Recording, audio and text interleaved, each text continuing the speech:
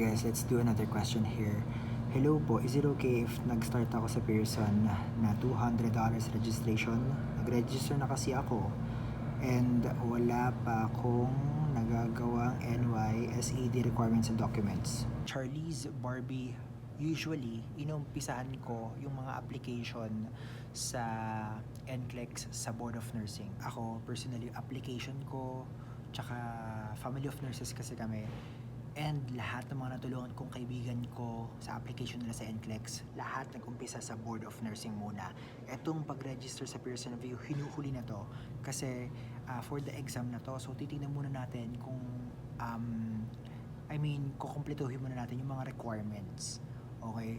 So since nagawa mo na, tuloy mo na lang na i-next mo na gawin yung mga requirements mo at isubmit mo na agad. Okay?